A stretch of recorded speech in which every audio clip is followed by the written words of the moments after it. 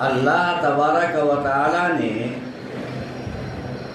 اسی دن 12 کر دیا جس دن کے اللہ نے آسمان و زمین کو بنایا. یعنی سال میں 12 مہینے ہوتے ہیں. یہ نظام کس نے بنایا؟ اللہ تبارک و تعالیٰ. کب بنایا؟ جس دن اللہ تبارک و تعالیٰ نے آسمان و زمین کو پیدا فرمایا.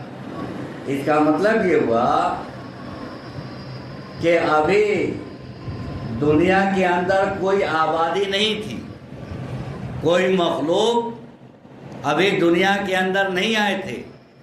یہاں تک کہ حضرت آدم علیہ السلام کو بھی اللہ تبارک و تعالیٰ نے ابھی بنایا نہیں تھا. اسی ٹائم اللہ تبارک و تعالیٰ نے سال کے 12 مہینے متعین کر دیے. یہ نظام بنایا ہوا کس کا ہے؟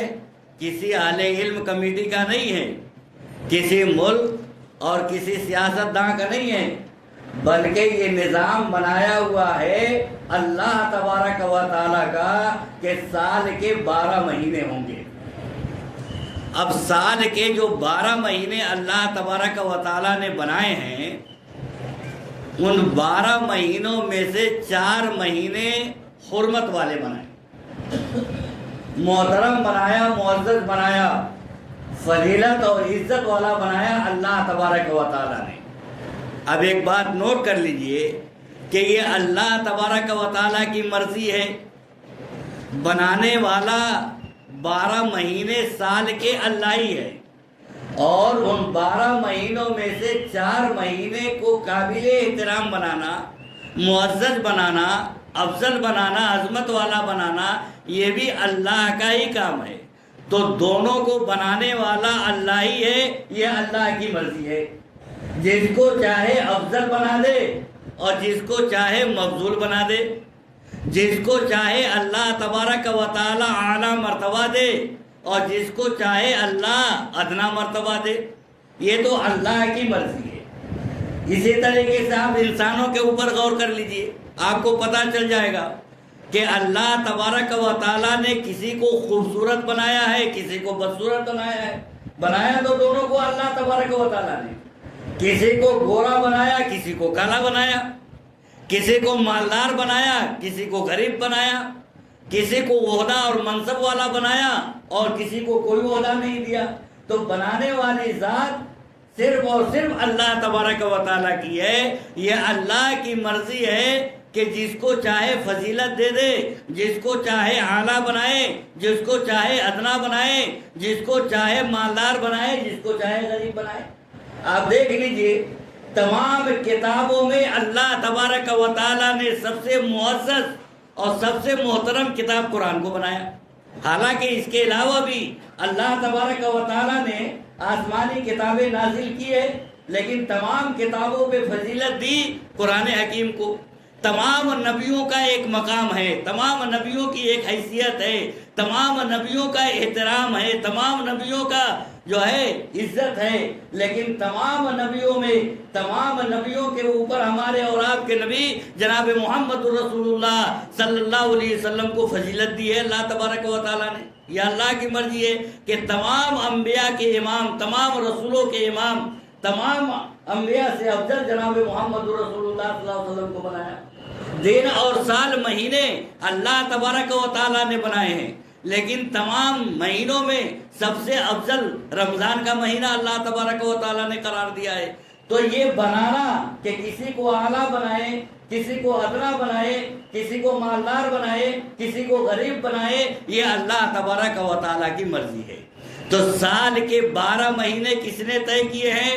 اللہ نے. کسی اہل علم نے نہیں، کسی ملک نے نہیں، اور کسی سیاستداں اور سائنسداں نے نہیں، بلکہ اللہ تبارک و تعالیٰ نے سال کے 12 مہینے بنائے ہیں. اور اسی دن بنائے ہیں جس دن اللہ تبارک و تعالیٰ نے آسمان و زمین کو بنایا. یعنی ابھی حضرت آدم کا وجود بھی نہیں ہوا ہے، اسی ٹائم پہ اللہ تبارک و تعالیٰ نے سال کے 12 مہینے بنا دیے. اتنی بات سمجھ میں آ گئی. ان 12 مہینوں میں سے 4 مہینے معزز بنائے ہیں. 4 مہینے قابل احترام بنائے ہیں، جس کا احترام کرنا پورے امت کا ایک دینی فریضہ ہے۔ وہ 4 مہینے کون کون سے ہیں؟ قرآن حکیم میں اس کا تذکرہ نہیں ہے۔ ہاں جب ہم حدیث کھولتے ہیں بخاری شریف تو حضرت عبداللہ ابن عباس رضی اللہ تعالیٰ عنہ سے مروی ایک روایت آتی ہے، وہ بیان کرتے ہیں کہ جناب محمد رسول اللہ صلی اللہ علیہ وسلم نے فرمایا کہ حرمت والے 4 مہینے یہ ہے، ذوالقعدہ، ذی الحجہ اور محرم۔ یہ 3 مہینے پے در پے اللہ تبارک و تعالیٰ نے حرمت والے بنائے ہیں، اور 1 مہینہ جو جمادی الاخر اور شعبان کے درمیان یعنی رجب کا مہینہ ہے، یعنی 4 مہینے جو حرمت والے ہیں، جس کا احترام، جس کی عزت کرنا تمام امت کا ایک اخلاقی اور دینی فریضہ ہے۔ ان 4 مہینے جو حرمت والے ہیں وہ ذوالقعدہ، ذی الحجہ اور محرم ہے، اور ان میں سے ایک رجب ہے، جس مہینے میں ہم اور آپ گزر رہے ہیں۔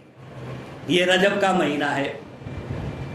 اس رجب کے مہینے میں اس کا احترام کرنا ہمارے اور آپ کے اوپر ایک دینی اور اخلاقی فریضہ ہے کہ اس کا احترام کیا جائے، اس کی قدر کی جائے۔ احترام اور قدر کا کیا مطلب ہے؟ احترام کیا جائے، اس مہینے کا قدر کیا جائے، اس کا کیا مطلب ہے؟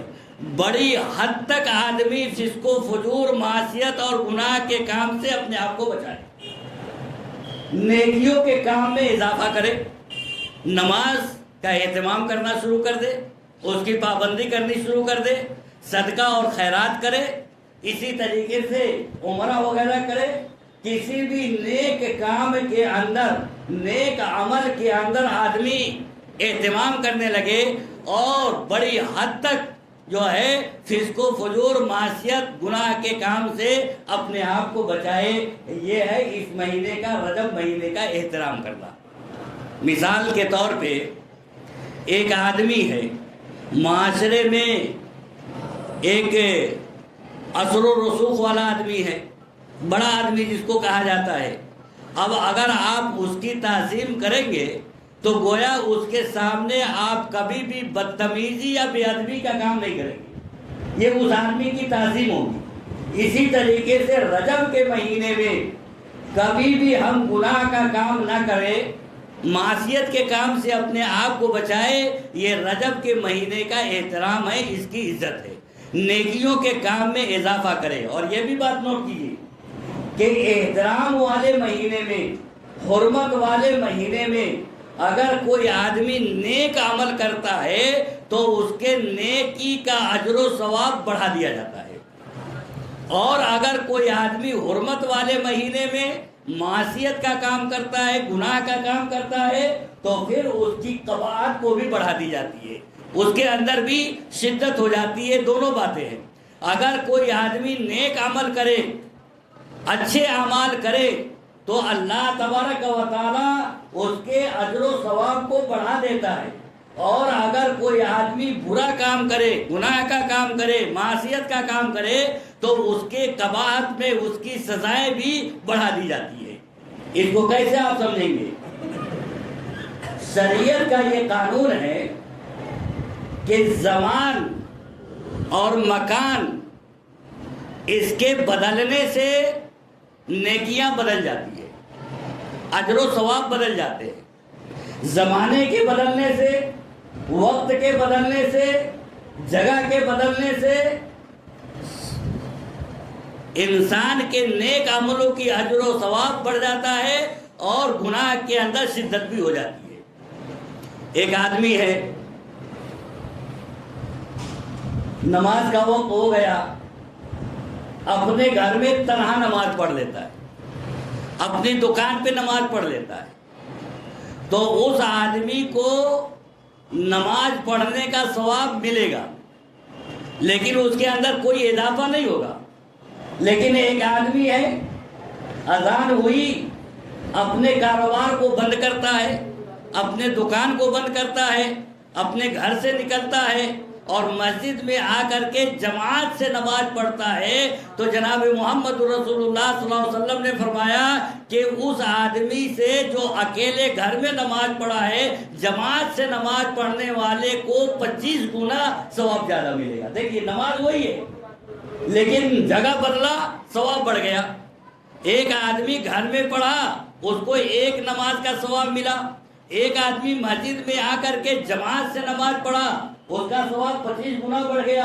اس کے آگے چلیے، وہی آدمی محلے کے شہر کے کسی جامع مسجد میں جا کر کے نماز پڑھتا ہے اس کا ثواب اور بڑھ جائے گا۔ وہی آدمی جا کر کے مسجد نبوی میں نماز پڑھتا ہے تو اللہ کے نبی صلی اللہ علیہ وسلم نے فرمایا کہ ایک نماز کا ثواب اس کو اتنا ملے گا جتنا کہ 50,000 نماز پڑھنے کا ثواب ملتا ہے۔ دیکھیں نماز ایک ہی ہے، خالی جگہ بدل رہا ہے۔ اکیلے نماز پڑھ رہا ہے اس کا ثواب کچھ اور ہے، محلے کی مسجد میں نماز پڑھ رہا ہے کچھ اور ہے، جامع مسجد کے اندر جا کر کے نماز پڑھ رہا ہے کچھ اور ہے، مسجد نبوی میں جا کر کے نماز پڑھ رہا ہے تو اس کو 50,000 کا ثواب مل رہا ہے، بیت المقدس میں جا کر کے نماز پڑھ رہا ہے اس کو 50,000 کا مل رہا ہے، ایک آدمی مسجد حرام میں جا کر کے نماز پڑھ رہا ہے تو اس کو اتنا ثواب ملتا ہے جتنا کہ 1,00,000 نماز پڑھنے کا ثواب۔ نماز تو ایک ہی ہے، فرض تو اس کے اوپر وہی ہے جو اس نے اپنے گھر میں ادا کیا، وہی ہے جو اپنے محلے کی مسجد میں ادا کیا، وہی ہے جو جامع مسجد میں جا کر کے ادا کیا یا مسجد نبوی میں پڑھا یا بیت المقدس میں پڑھا، لیکن جگہ کے بدل جانے کی وجہ سے ثواب کے اندر اضافہ ہوتا چلا گیا، بڑھتا چلا گیا۔ اسی طریقے سے زمانہ اور وقت کو دیکھ لیجیے، روزہ رکھنے سے آدمی کو ثواب ملتا ہے، سب کو معلوم ہے۔ ایک روزہ آپ رکھیں گے عام دنوں میں تو ایک روزہ رکھنے کا ثواب آپ کو مل جائے گا، بہت زیادہ ہوگا تو ایک روزہ کا ثواب 10 گنا بڑھا کر کے 10 روزے کا مل جائے گا، جیسا کہ شریعت کا قانون ہے کہ ایک نیکی کرو گے تو 10 ملے گا، اس سے زیادہ تو نہیں پائیں گے آپ۔ عام دنوں میں اگر آپ نے ایک روزہ رکھا تو ایک روزے کا ثواب آپ کو مل جائے گا، اب چاہے ایک نیکی ملے 10 نیکی ملے، بس اس سے زیادہ آپ نہیں جائیں گے۔ لیکن وہی روزہ آپ آ کر کے عاشورہ کا رکھتے ہیں تو کیا ہو جائے گا؟ 1 سال کا، سال گزشتہ کا کے لیے گناہوں کا کفارہ بن جائے گا۔ ایک روزہ رکھا ہے، روزہ وہی ہے، عام دنوں میں آپ نے رکھا ہے تو زیادہ سے زیادہ 10 نیکی آپ پائیں گے، لیکن عاشورہ کا، محرم کی 10ویں تاریخ کا آپ نے روزہ رکھ لیا تو 1 سال کے گناہوں کے لیے کفارہ بن جاتا ہے۔ وہی روزہ آپ عرفہ کا رکھ لیا 9 ذی الحجہ کا تو اللہ کے نبی صلی اللہ علیہ وسلم نے فرمایا کہ اس سے اتنا اجر ملے گا جتنا کہ 1 سال سال گزشتہ اور 1 سال سال آئندہ، یعنی 2 سال کے گناہوں کے لیے کفارہ بن جاتا ہے۔ 2 سال کے روزہ رکھنے کا ثواب آپ کو مل جائے گا۔ روزہ ایک ہی ہے، عام دنوں میں آپ نے روزہ رکھ لیا تو 1 روزے کا ثواب مل گیا، عاشورہ کے دن آپ نے روزہ رکھا تو 1 سال کے گناہ آپ کے معاف ہو گئے، عرفہ کا روزہ آپ نے رکھ لیا 2 سال کے گناہ معاف ہو گئے، اور آگے بڑھیے وہی روزہ آپ نے رمضان میں آ کر کے رکھ لیا تو آپ نوٹ کر لیجئے کہ رمضان کا 1 روزہ اگر پوری زندگی آدمی روزہ رکھتا رہ جائے تو بھی رمضان کے 1 روزہ کے برابر نہیں ہو سکتا ہے۔ رمضان پوری زندگی آدمی اگر روزہ رکھتا رہ جائے تو اجر و ثواب میں رمضان کے 1 روزے کے برابر نہیں ہو سکتا۔ روزہ ایک ہی ہے، دیکھیے زمانہ بدل رہا ہے، مہینہ بدل رہا ہے، وقت بدل رہا ہے، ٹائم بدل رہا ہے، اجر و ثواب میں بڑھوتری ہوتی چلی جا رہی ہے۔ تو زمانے کے بدلنے سے نیک عملوں کے اندر اجر و ثواب بڑھ جاتا ہے، جگہ کے بدلنے سے نیک اعمال کے اندر اجر و ثواب بڑھ جاتا ہے۔ ایک آدمی ہے نفل نماز پڑھتا ہے عام دنوں میں، عام راتوں میں، لیکن ایک آدمی ہے کہ شب قدر میں آ کر کے نفل کی نماز پڑھتا ہے، کتنا ثواب بڑھ جائے گا؟ ایک آدمی عام دنوں میں 2 رکعت 4 رکعت 6 رکعت 8 رکعت 10 رکعت نماز پڑھتا ہے، لیکن ایک آدمی آ کر کے شب قدر میں نفل پڑھتا ہے، دونوں کے ثواب میں زمین و آسمان کا فرق ہے۔ ایک آدمی فجر کی نماز پڑھتا ہے، اس کے بعد بیٹھ جاتا ہے، قرآن کی تلاوت کرتا ہے، ذکر و اذکار کرتا ہے، وقت کا انتظار کرتا ہے، اور یہاں تک کہ وہ اشراق اور چاند کی نماز پڑھتا ہے۔ لیکن ایک آدمی رات کو اٹھ کر کے تہجد کی نماز پڑھتا ہے، دیکھ رہے ہیں آپ، ایک آدمی دن میں نماز پڑھا ہے، ایک آدمی رات میں تہجد کی نماز پڑھا ہے، دونوں کے ثواب میں زمین و آسمان کا فرق ہے، دونوں نفل ہے، لیکن ایک آدمی چونکہ دن میں پڑھا ہے، اس سے رات کی جو تہجد کی نماز ادا کیا ہے اس کا ثواب کئی گنا بڑھا ہوا ہے، یہاں تک کہ جناب محمد رسول اللہ صلی اللہ علیہ وسلم نے فرمایا افضل الصلاۃ اللیل بعد الفریضہ، کہ رات کی نماز فرض نماز کے بعد سب سے بہتر نماز ہے۔ اس کا مطلب یہ ہوا کہ اشراق اور چاشت کی نماز سے رات کی تہجد کی نماز کئی گنا ثواب کے اعتبار سے بڑھا ہوا ہے۔ دیکھ رہے ہیں آپ، وقت بدل رہا ہے، ایک آدمی دن میں پڑھا ہے، دن کی نماز ہے اشراق اور چاشت، اور ایک آدمی رات کو نماز پڑھا ہے، دونوں کے ثواب میں فرق ہو گیا۔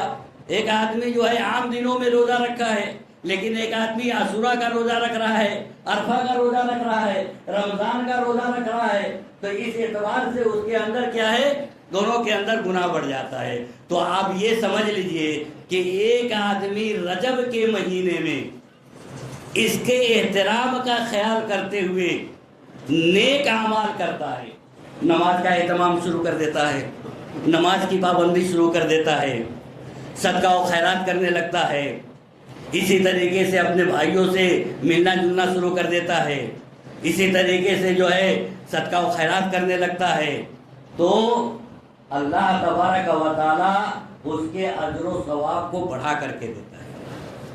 ارے بھائی رمضان، ایک آدمی ہے صدقہ کرتا ہے، اس کو صدقے کا ثواب ملتا ہے، لیکن ایک آدمی ہے کہ صدقہ کرتا ہے اپنے قریبی رشتہ دار کے اوپر، دیکھتا ہے کہ ہمارا بھائی ہے، ہماری بہن ہے، ہماری خالہ ہے، ہماری نانی ہے، ہماری مامی ہے، یہ لوگ بہت پریشان ہیں، ہم کو تو صدقہ کرنا ہے، لہذا ان لوگوں کے اوپر پہلے صدقہ کرتا ہے۔ تو جانتے ہیں ثواب کیا ہے؟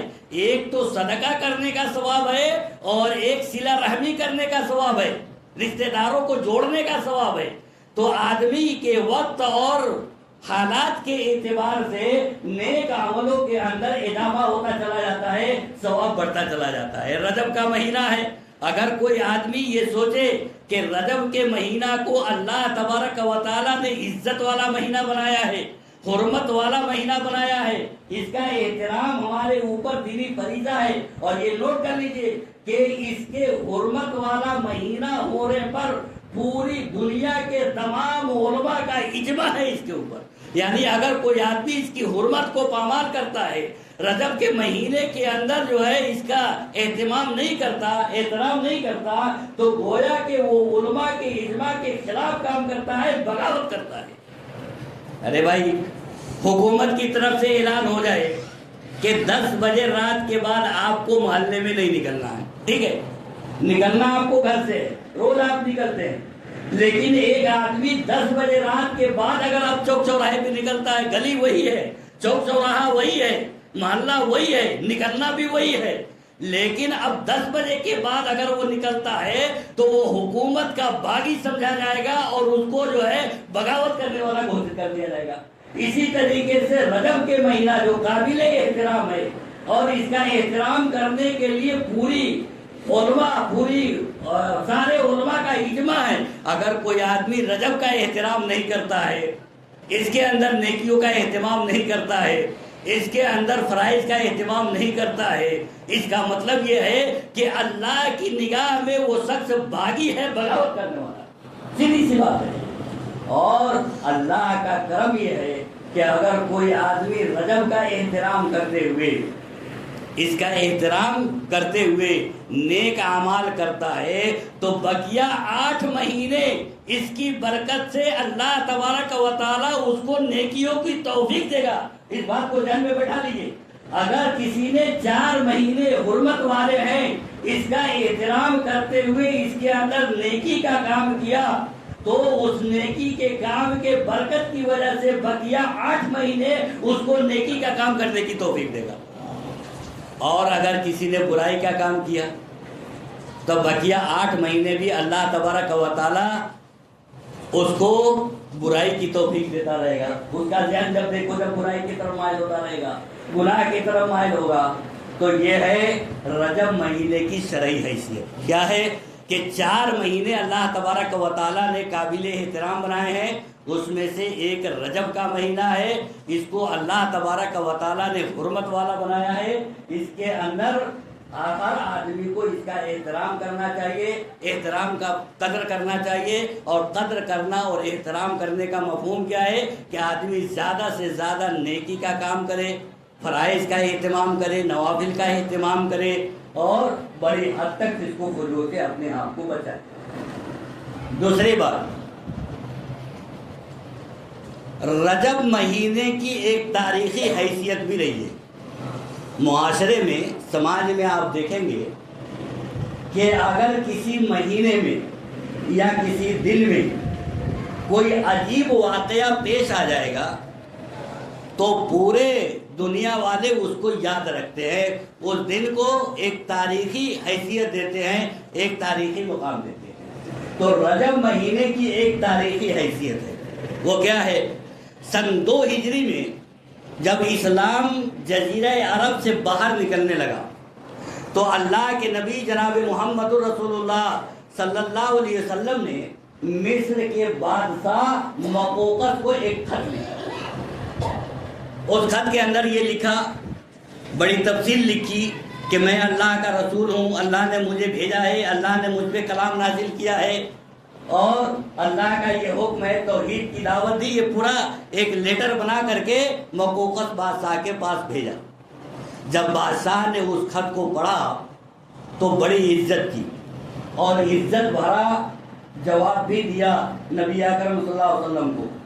2 باندیاں دی تھی، اسی میں سے ایک باندی ہے حضرت ماریہ قبطیہ رضی اللہ تعالی عنہ، جن کے بطن سے نبی اکرم صلی اللہ علیہ وسلم کو ایک اولاد ہوئی جس کا نام ابراہیم رکھا۔ اب دیکھ لیجیے، مصر کے ایک بادشاہ نے حضرت ابراہیم علیہ السلام کو ایک کنیز دیا، حضرت خدیجہ، اس سے بچہ پیدا ہوا جس کا نام ابراہیم نے رکھا اسماعیل، اور اسماعیل کے نسل سے ہے جناب محمد رسول اللہ صلی اللہ علیہ وسلم۔ اور مصر کے ایک بادشاہ نے نبی اکرم صلی اللہ علیہ وسلم کو ایک لونڈی دیا ماریہ قبطیہ، اور اس کے بطن سے ایک بچہ پیدا ہوا، تو نبی اکرم صلی اللہ علیہ وسلم نے اپنے جد امجد حضرت ابراہیم علیہ السلام کے نام پہ رکھا، اس کا نام ابراہیم۔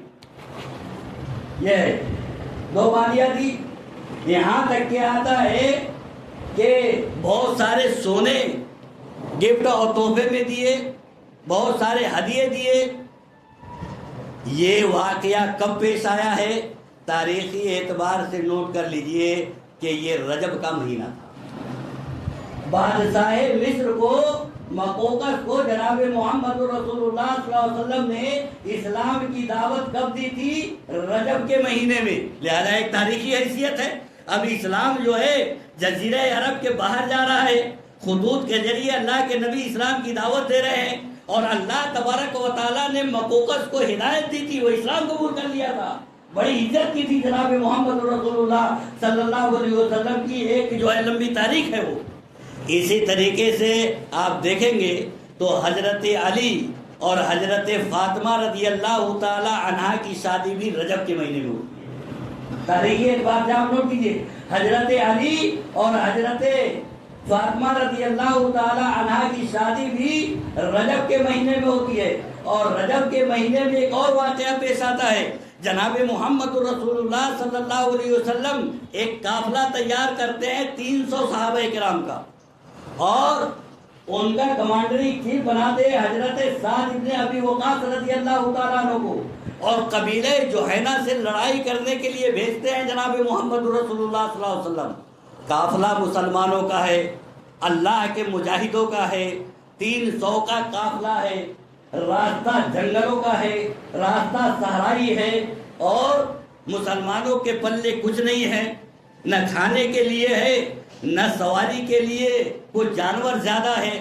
یہاں تک کہ آتا ہے کہ امیر لشکر نے ایک مرتبہ حکم دیا کہ جس کے پاس جو کچھ بھی ہے اس کو لا کر کے جمع کرو۔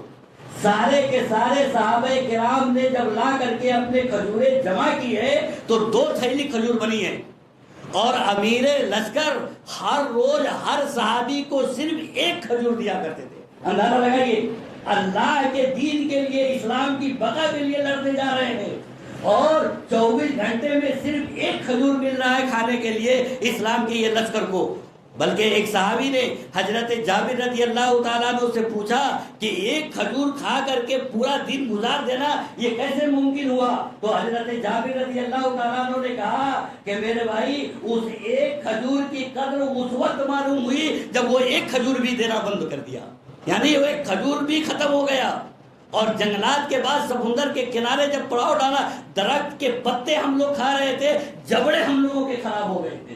یہ کہا تھا رجب کا مہینہ تھا، اس وقت آپ دیکھیے اللہ تبارک و تعالیٰ نے مسلمانوں کی ایک غیبی مدد کی تھی۔ سمندر سے ایک بڑی مچھلی بھیج دیا تھا جس کا نام عنبر تھا۔ آپ اندازہ کیجئے، ایک مہینہ تک 300 صحابہ کرام مچھلی کا گوشت کاٹ کاٹ کر کے کھاتے رہے۔ کتنی بڑی مچھلی نہیں ہوگی؟ ایک مہینہ تک 300 صحابہ کرام اس مچھلی کے گوشت کو کاٹ کاٹ کر کے کھاتے رہے۔ اتنی بڑی مچھلی سے مدد کی تھی اللہ تبارک و تعالیٰ نے۔ بلکہ بعد میں تھوڑا گوشت یہ لوگ لے کر کے مدینہ بھی آئے ہیں، یہ بھی تاریخ ملتا ہے۔ اور بعد میں جب گوشت ختم ہو گیا ہے تو لشکر کے اندر جو سب سے بڑا اونٹ تھا، حکم ہوا کہ اس اونٹ کو لایا جائے۔ اس کے بعد سب سے بڑے آدمی حضرت قیس بن عبادہ کو لایا گیا، اس کو اونٹ کے اوپر کھڑا کر کے مچھلی کے دونوں پسلیوں کے درمیان سے نکالا گیا تو بھی اوپر جگہ باقی تھی، اتنی بڑی مچھلی تھی۔ اس مچھلی جس کا نام عنبر تھا، اس کے ذریعے مدد کی اللہ تبارک و تعالیٰ نے مسلمانوں کی قبیلے جوہینہ کی لڑائی میں۔ یہ کب ہوا؟ رجب کے مہینے میں۔ یہ کب ہوا؟ رجب کے مہینے۔ رجب کی ایک تاریخی حیثیت یہی نہیں، غزوہ تبوک کا واقعہ بھی پیش آیا ہے رجب کے مہینے میں، جس کو جیش العسرہ کہا جاتا ہے۔ مسلمان بالکل پریشان تھے، کھجوریں پک چکی تھی، قرضے مسلمانوں کے اوپر تھے، فصل کٹنے کا وقت ہو گیا تھا، لیکن حکم ہوا جناب محمد رسول اللہ صلی اللہ علیہ وسلم کا کہ لوگوں نکلو، اب اللہ کے راہ میں جہاد کے لیے نکلو۔ اور سارے کے سارے مسلمان، آپ کا حکم تھا کوئی بھی آدمی مدینہ کے اندر باقی نہ رہے۔ یہ غزوہ تبوک سن 9 ہجری کے اندر پیش آتا ہے، یہ رجب کا مہینہ۔ غزوہ تبوک کا جو واقعہ پیش آیا سن 9 ہجری کے اندر، اور یہ بھی رجب کا مہینہ تھا۔ یہی نہیں بلکہ حضرت عمر رضی اللہ تعالیٰ عنہ کے زمانے میں جو ہے عیسائی بادشاہ غسانی 60,000 کا لشکر لے کر کے آ گیا مسلمانوں سے لڑنے کے لیے۔ 60,000 کا لشکر لے کر کے آ گیا۔ حضرت عمر رضی اللہ تعالیٰ عنہ نے مشورتاً مسلمانوں کو بلایا۔ حضرت خالد بن ولید رضی اللہ تعالیٰ عنہ کو معلوم ہوا، کہاں ہم جائیں گے؟ کہا کتنے آدمی چاہیے؟ کہا 30 آدمی دے دو۔ لوگوں نے کہا خالد یہ کیا ہے؟ 60,000 کا سامنے لشکر ہے اور تم 30 آدمی لے کر کے جانا چاہ رہے ہو، کچھ اور زیادہ لے لو۔ حضرت خالد نے کہا کتنا زیادہ لے لے؟ کہا 30 اور لے لو۔ گویا حضرت خالد رضی اللہ تعالیٰ عنہ 60 آدمی کو لے کر کے 60,000 کے مقابلے کے لیے نکل پڑے۔ 60,000 کے مقابلے کے لیے نکل پڑے ہیں۔ اور جب غسانی بادشاہ جبلہ بن احم نے دیکھا کہ مسلمان اتنے کم تعداد میں آ رہے ہیں، پتا چلا کہ 60 آدمی آ رہے ہیں، تو اس نے سوچا ہو سکتا ہے مصالحت کرنے آ رہے ہوں گے، کچھ لینے دینے کی بات کریں گے۔ خالد بن ولید سامنے گئے، کہا دیکھو تمہاری بات ایک بھی نہیں مانی جائے گی۔ جبلہ بن احم غسانی بادشاہ نے کہا سارے شرائط ہمارے ہوں گے۔ حضرت خالد بن ولید نے کہا ہم مصالحت کے لیے نہیں آئے ہیں، ہم تو لڑائی کرنے کے لیے آئے ہیں۔ کہا 60 آدمی لے کر کے لڑو گے؟ کہا ہمارا ایک آدمی تمہارے 1000 کے اوپر بھاری ہے، لڑکے تو دیکھو، مقابلہ تو کرو۔ جبلہ بن احم کو غصہ آیا اور حکم دیا، اور 60,000 کے لشکر نے حضرت خالد کے 60 آدمیوں کو گھیر لیتا ہے۔ لیکن حضرت خالد کی فراستانہ اور مومنانہ فراست سے اس طریقے سے مسلمان لڑے ہیں کہ صبح سے شام تک 5,000 غسانیوں کو قتل کر کے رکھ دیا ہے۔ 60,000 میں سے صرف 10 آدمی شہید رہے اور 5,000 غسانیوں کو قتل کر کے رکھ دیا ہے۔ اور ادھر جب دیکھا گیا کہ رات ہے یہ مسلمان تو ایسے لگ رہے ہیں جیسے ابھی میدان میں کود رہے ہوں، اتنے تازہ ہیں، اتنا جوش اور ولولہ ہے ان کے اندر۔ اور ہماری جماعت کو دیکھا جبلا بن احم نے کہ کوئی زخمی گرا ہوا ہے، کوئی پانی لے رہا ہے، کوئی بے ہوش ہے، کوئی کھڑا نہیں ہو پا رہا۔ رات کی تاریکی میں بقیہ جو ہے 50,000 کی لشکر کو لے کر کے جبلا بن احم آ گئے، رات کی تاریکی میں۔ یہ واقعہ کب پیش آیا ہے؟ رجب کے مہینے میں۔ اور آگے بڑھیں گے تو صلاح الدین ایوبی نے بیت المقدس کو جو فتح کیا 583 ہجری کے اندر، یہ واقعہ کب پیش آیا؟ رجب کے مہینے میں۔ تو رجب کی ایک تاریخی حیثیت بھی ہے۔ تو رجب اللہ تبارک و تعالیٰ نے اس کو قابل احترام بنایا ہے، اس میں زیادہ سے زیادہ آدمی فرائض کا اہتمام کرنا شروع کر دے، نماز کا اہتمام کرے، صدقہ و خیرات کرے، نیک عمل زیادہ سے زیادہ کرے، اس کا ثواب بڑھا دیا جاتا ہے۔ اور بڑی حد تک گناہ کے کام سے، فسق و فجور سے اپنے آپ کو بچائے گے ہو، اس لیے کہ اس کے اندر بھی شدت ہو جاتی ہے، نہیں ہو جائے گی۔ وقت اور جگہ اور زمانے بدلنے سے گناہ کے اندر بھی شدت۔ بھائی ایک آدمی ہے روڈ کے اوپر سگریٹ پی رہا ہے، سگریٹ پینا ہے، تمباکو کھا رہا ہے، گٹکا کھا رہا ہے، کوئی بات نہیں، کوئی بات نہیں ہے۔ لیکن وہی آدمی آ کر کے مسجد میں سگریٹ پینا شروع کر دے تو کیا ہوگا؟ آپ لڑنے لگیں گے کہ نہیں؟ ایک آدمی مسجد میں بیٹھ کر کے گٹکا کھانے لگے، ایک آدمی مسجد میں بیٹھ کر کے جو ہے سگریٹ پینے لگے، تو آپ لڑنے جھگڑنے پہ تیار۔ پینے کا حکم بدلا نہیں ہے، پینے کا جو حکم ہے وہ ہے، لیکن روڈ پہ پی رہا ہے آپ کچھ نہیں بولیں گے، مسجد میں آ کر کے پیے گا آپ لڑنے جھگڑنے کے لیے تیار ہو جائیں گے۔ اور اب تو رفتہ رفتہ یہ حالت ہو گئی ہے کہ مسجد جس کو اللہ تبارک و تعالیٰ نے ایک احترام کی جگہ بنائی تھی، اس کے اندر بھی لڑنا جھگڑنا شروع کر دیا لوگوں نے، کہ نہیں ہے؟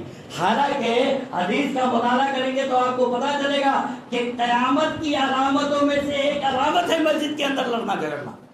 مسجد کے اندر جب ایسا وقت آئے گا، اللہ کے نبی نے فرمایا کہ جب نکلنے والے مخلوق پیدا ہوں گے، دجال نکلے گا، دابت الارض نکلے گا، یاجوج و ماجوج نکلے گا، اس وقت لوگ مسجدوں میں شور شرابہ کریں گے، جھگڑا تکرار کریں گے۔